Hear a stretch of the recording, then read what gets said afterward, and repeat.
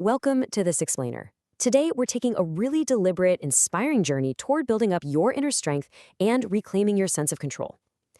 Feeling powerless is a profound and honestly often debilitating emotional state. It's that incredibly heavy sensation of just being a passenger in your own life, right? Like you're watching events unfold outside the window, but you feel completely unable to actually steer the wheel. It drains your energy and makes the whole world feel entirely overwhelming. But here is the absolute most important thing you need to know right from the start. This state is not permanent. It's just a state. Over the course of this explainer, we're going to break down the complex psychology behind why we sometimes feel so completely stuck. And, far more importantly, we're going to outline a highly practical, step-by-step roadmap to help you shift your perspective and fundamentally rebuild your resilience. I want you to think about a small, green seedling pushing its way upward through dry, cracked earth. It's such a perfect representation of how, even in the harshest, most paralyzing conditions, growth and resilience are entirely possible. That little seedling represents those periods of intense vulnerability or prolonged stress we all go through, where the environment around us just feels entirely hostile to our success. The resources seem scarce, the pressure feels immense, and frankly, giving up looks like the only logical option. Yet, against literally all odds, life inherently wants to push through. Now, this isn't just some gentle, feel-good metaphor. It's a profound truth about your own inherent capacity for change. No matter how barren the landscape of your current situation might seem right now, your inner strength is always there. It's within reach, just waiting for the right conditions and the right tools to break the surface. So, here is our roadmap for today. 1. The reality of powerlessness. 2. Why we feel so stuck. 3. Finding your turning point. 4. Reclaiming control through microactions. 5. Building your resilience toolkit. And finally, 6. Stepping into your power. Let's dive in. Section 1. The reality of powerlessness. Validating your experience. Let's be real for a second and look at these common triggers. Things like prolonged stress, trauma, insurmountable global events, or sudden losses. These massive, overwhelming events literally strip away our stability. They leave lasting emotional scars that can make taking any sort of action feel impossible. And it's not just in your head. When you experience prolonged stress or a sudden loss, it physically drains your body. You might feel a constant exhausting rush of adrenaline followed by a really profound crash. Facing global crises or navigating heavy life transitions creates this pervasive feeling of being totally adrift, like you've completely lost your compass. Recognizing that your feelings are a direct, biological, and completely natural response to these massive external stressors is absolutely crucial. It allows you to approach yourself with immense compassion instead of harsh judgment. You aren't failing. Your system is simply reacting to an overloaded circuit. To truly understand why we get stuck, we have to talk about what psychologists call learned helplessness. Think of it kind of like a habit that your brain inadvertently forms. If you face repeated obstacles that you just can't seem to overcome, eventually your brain learns that trying is simply pointless. It starts to hardwire an association between taking action and failing.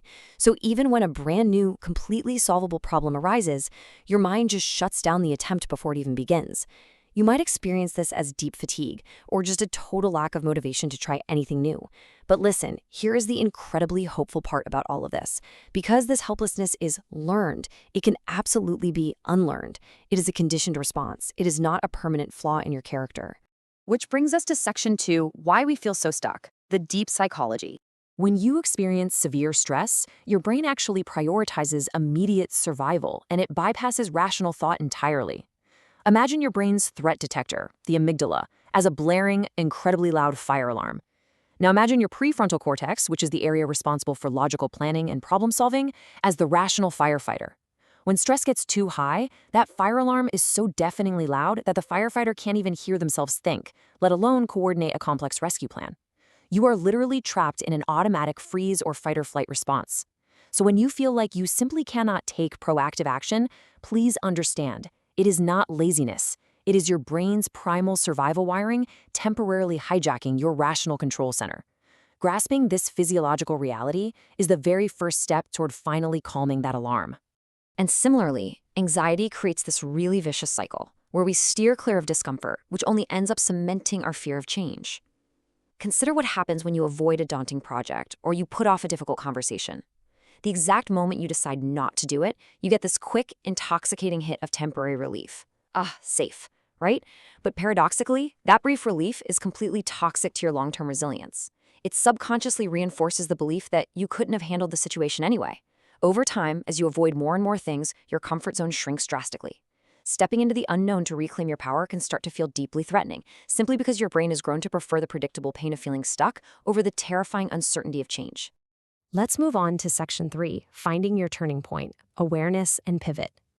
Now we're getting to the pivot. Identifying the exact root of your feeling is a lot like diagnosing a physical ailment.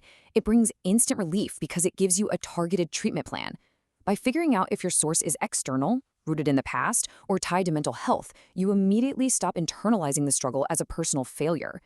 If the source is an external global crisis, you have to recognize that while you can't solve it single-handedly, you absolutely can control your local impact. If it's past trauma, you're likely reacting to a historical lack of control rather than your actual present reality. And if underlying mental health conditions, like depression, are at play, they are actively distorting your sense of capability. Naming the source strips away its mystery, and more importantly, it strips away its power over you. I absolutely love this quote. You cannot control the wind, but you can adjust your sails. We cannot control the storm, but our response and our direction remain entirely in our hands. This timeless nautical metaphor really underscores the absolute essence of personal empowerment. Think about a skilled sailor out on the water. They don't waste their precious energy yelling at the wind or trying to somehow change the weather. That would be exhausting and completely futile. Instead, they focus all their attention on actively participating in the journey. They use their skill, their strategy, and their optimism to adapt their equipment to the conditions at hand. Adjusting your sails means choosing to navigate through the chaos rather than just letting it capsize you. It's a powerful, daily reminder that you always have an active role to play in your own life. That takes us to Section 4, Reclaiming Control Through Microactions, the climb. This is where the rubber meets the road. These tangible microactions, deliberately tiny acts, are incredibly powerful because they leverage the actual neuroscience of accomplishment. We aren't aiming for grand, sweeping life overhauls here. We are simply aiming to prove to your brain that you still have agency. When you organize just a single drawer or set a mere 15-minute timer to tackle a neglected task, or even just take a slightly different route on your daily walk, you are generating a biological response. Completing these microactions literally releases dopamine in your brain. That dopamine acts as high-octane fuel, directly counteracting the chemistry of learned helplessness we talked about earlier. Every small completion creates a positive feedback loop, slowly but surely reshaping your self-perception from one of powerlessness to one of proactive, undeniable capability. When feelings of being overwhelmed start creeping in, I want you to pause, create a little bit of distance from the emotion, and gently ask yourself this highly challenging question. Is this thought completely true, or is there another way to look at this? This is a secret weapon frequently used in cognitive behavioral therapy. It teaches you that your thoughts are merely hypotheses. They are not undeniable facts. Our anxious minds can absolutely trap us in the worst-case scenarios. But by asking for concrete evidence, or wondering if you've ever succeeded at something similar in the past, you subject your negative thinking to a rigorous scientific test. This act of questioning immediately diffuses the emotional impact of the thought, clearing the fog so you can actually see a path forward. Take a look at these two mindsets. Catastrophizing is essentially your brain's misguided attempt to protect you by preparing you for the absolute worst possible outcome. It locks you in a mental prison where failure feels like a total certainty. I'll never figure this out. But reframing, that is a vital skill, and it gets drastically stronger with practice. When you catch that all-or-nothing cognitive distortion and actively dispute it with a balanced perspective, you shift your entire focus. You move straight from perceived helplessness into acknowledging your past resilience. You remind yourself of what you have already survived. I've overcome difficult things before. This intentional mental pivot weakens the hold of those deeply ingrained negative thought patterns over time, and it opens up immediate, actionable possibility. Moving right along to Section 5, Building Your Resilience Toolkit, Sustaining Strength. Regaining control is not a one-off event, right? It is a continuous daily practice. Establishing predictable rituals provides immense psychological safety. Think about a concept called decision fatigue. When you feel completely powerless, making even the smallest choices feels like trying to lift incredibly heavy weights. By starting your day with intentional movement, maintaining regular biological rhythms with your sleep and your meals, and ending the day with gratitude, you automate the basics. You drastically reduce that decision fatigue, saving your precious cognitive energy for the challenges that actually matter. These routines become a stabilizing anchor, constantly reminding your nervous system that in your immediate environment, right here and right now, You are safe, and you are in charge. Next in your toolkit, we absolutely must intentionally protect our peace. Unchecked consumption of negative news severely distorts our perception of reality due to what evolutionary psychologists call the negativity bias. Our brains process negative information much more heavily than positive information because, historically speaking, noticing threats is what kept our ancestors alive. This is exactly why doom scrolling creates the overwhelming illusion that the entire world is falling apart all at once, leading to acute feelings of powerlessness. Checking out of that relentless cycle preserves the emotional energy you desperately need to thrive. By curating your digital feeds to include inspiring content and taking intentional digital detoxes to reconnect with the physical world, you stay informed without letting the weight of the whole world crush your spirit. Also, remember that isolation deeply exacerbates powerlessness. Humans are profoundly social beings. We are literally wired for connection. Weaving a social safety net reminds you that you belong to a larger community and that you are inherently valued. When we hold our struggles inside, they just multiply in the dark. But vulnerability is actually a superpower. When you practice authentic vulnerability and voice those feelings of powerlessness to a safe, trusted confidant, the feeling almost instantly loses half of its weight. Scheduling regular check-ins and joining value-aligned groups counter the false toxic narrative that you are entirely alone. These relationships provide diverse perspectives and serve as a really powerful uplifting buffer against life's inevitable adversities.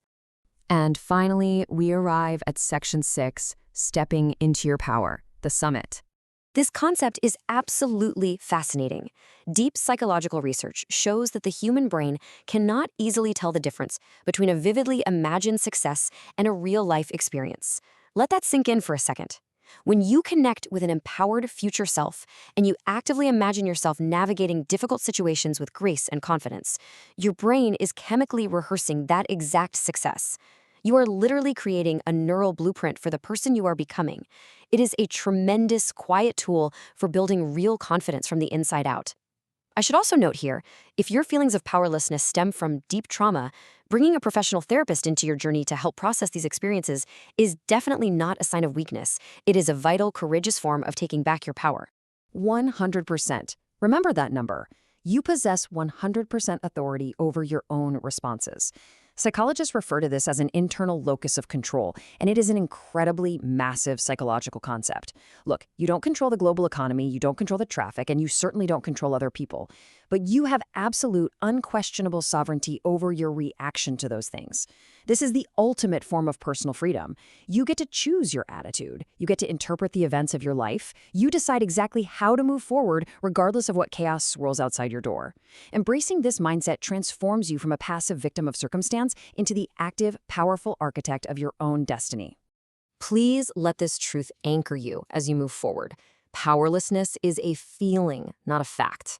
Every classic hero's journey requires a really dark moment where the protagonist feels utterly defeated and entirely powerless. But you know as well as I do, that moment is never the end of their story. It is simply the crucial plot point right before their glorious rise. You hold the pen, and you are actively writing a bold, new, empowering chapter for your life right now. Every time you take action despite the fear, every time you bravely question a limiting belief or courageously reach out for support, you are not just reclaiming a piece of your power. You are reinforcing the absolute brilliant truth that your inner strength is totally boundless. Your journey from helplessness to hope doesn't start tomorrow. It starts right now, today. So as we wrap up this explainer, I want to leave you with this final provocative thought to really spark your momentum. What is the very first step you will claim today? What small micro action will you take to adjust your sails? Pick one small thing, just one. Reclaim that space. Thank you so much for joining me on this journey, and I'll see you next time.